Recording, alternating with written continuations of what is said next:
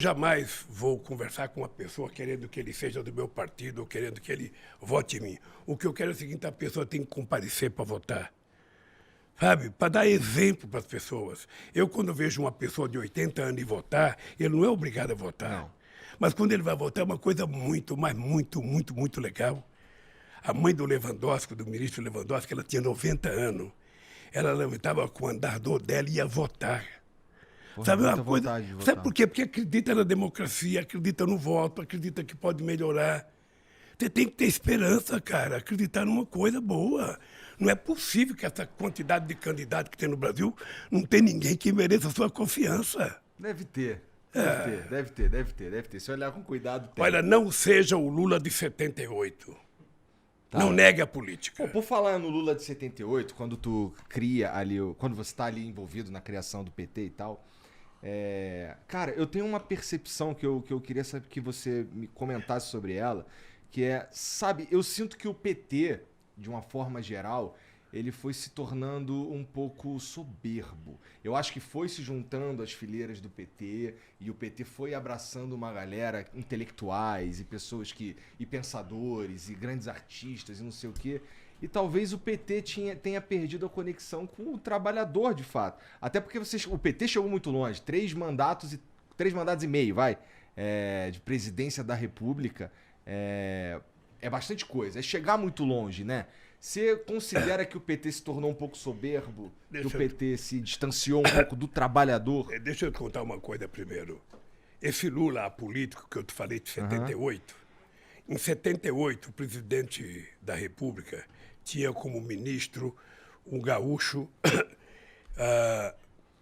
que fez uma lei proibindo determinadas categorias fazer greve. Bancário, professor, frentista de posto de gasolina não podia fazer greve. Aí eu resolvi ir a Brasília falar com o deputado, que era um absurdo. Se você quer que uma categoria seja considerada essencial e não pode fazer greve, você tem que dar um salário essencial para ela, não é isso? Aí eu fui lá, quando eu cheguei lá, eu descobri que não tinha trabalhador no Congresso Nacional. Não tem. Aí eu saí de lá com a ideia de criar um partido político. Foi daí que nós criamos o partido político. O PT já nasceu grande, porque o PT juntou o que tinha de melhor no movimento sindical brasileiro, o que tinha de melhor no movimento social, movimento da saúde, movimento da caristia. O PT conseguiu juntar grandes intelectuais como Florestan Fernando, Paulo Freire, apenas para citar dois, Sérgio Buarque, sabe? Juntar intelectuais importantes. O PT conseguiu pegar parte da juventude que tinha ido para a luta armada nos anos 70, e essa gente toda veio para o PT. Mas quem mandava no PT eram os sindicalistas. Acontece que o PT cresceu muito. Igor, em 89, quando eu fui lançado candidato a presidente, eu achava que era uma brincadeira dos meus amigos.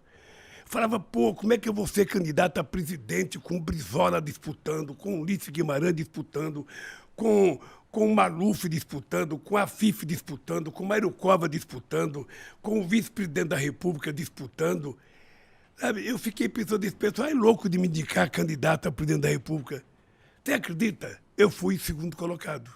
Então o PT foi o segundo em 89, o segundo em 94, o segundo em 98, o primeiro em 2002, o primeiro em 2006, o primeiro em 2010, o primeiro em 2014 e o segundo em 2018.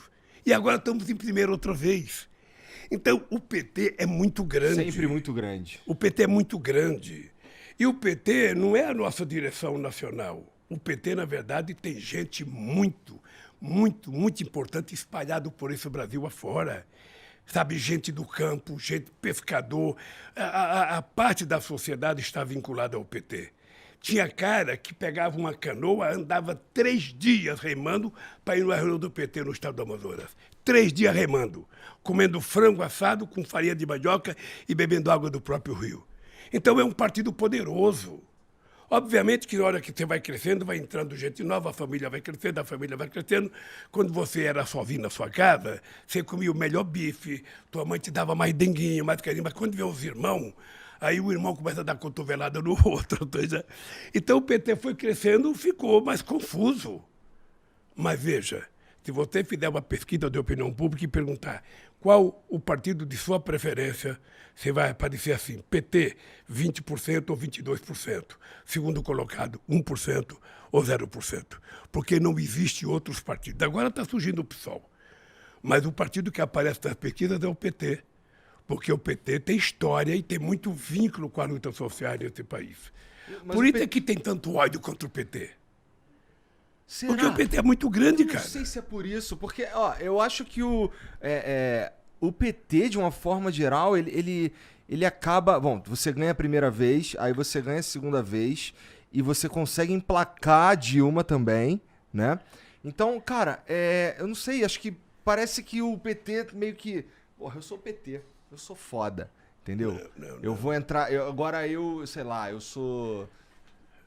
Foi uma parada que eu acho que tem a ver, talvez, com o que o Brown falou naquele comício. Pô, tem que voltar pra base. Tem que falar com os caras que tá aqui no Capão Redondo e o caralho. Obviamente que isso aconteceu. O partido cresceu e o partido se afastou da sua base originária, também porque a base operária que criou o PT ela já não existe mais como existia nos anos 80. Eu, quando era presidente do Sindicato de São Bernardo, nos anos 80, a Volkswagen tinha 44 mil trabalhadores. Hoje tem 7 mil. Então, também o mundo do trabalho não é mais o mesmo. Então, mudou a base do PT. E o PT sabe que eu faço muita crítica. Eu deixei de ser deputado em 90, porque tem muita gente que achava que só mandava no PT que era deputado. Só tinha importância no PT que era deputado. Eu resolvi deixar de ser deputado para provar que eu ia continuar tendo importância no PT, mesmo sem ser deputado. Trabalhando, viajando o Brasil.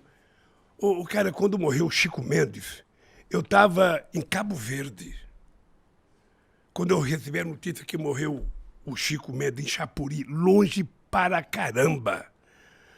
Você desce em Rio Branco, tem que pegar mais 300 quilômetros de estrada, chovendo pra caramba.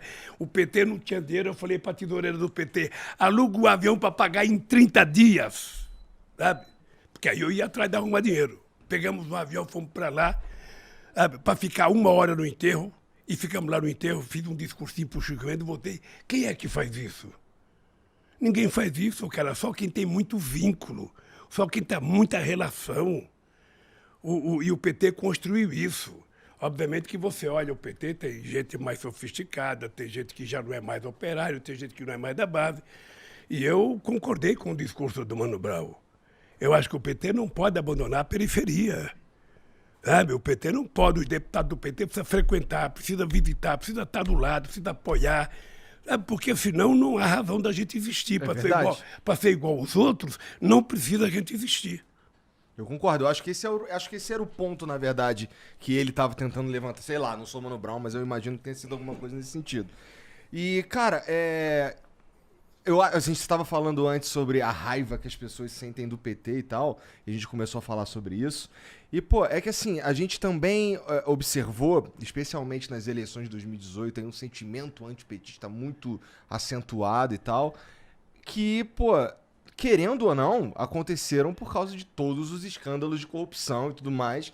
E dá uma manchada ali, até porque tinha muita gente, eu lembro de cientistas políticos e jornalistas falando na época assim, pô, o PT não admite, pô, o PT não faz o meia-culpa, puta, o PT não tá, cara, ele entrou numa vibe de, porra, eu sou PT e acabou e tal. É fantasticamente engraçado como as pessoas vivem pedindo pro PT fazer autocrítica. Autocrítica. Veja, se eu fizer autocrítica todo dia, eu não preciso de oposição.